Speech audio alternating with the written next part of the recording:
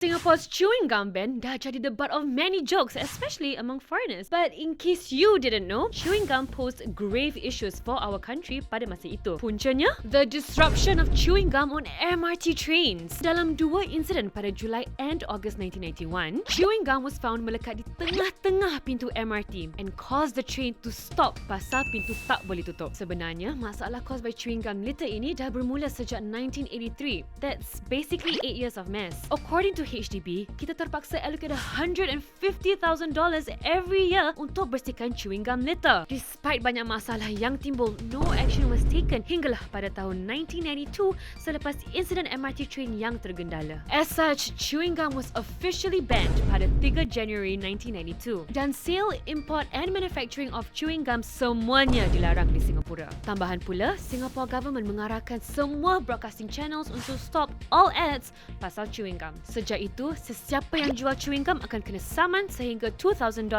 dan siapa yang import chewing gum boleh dikenakan saman sehingga $10,000.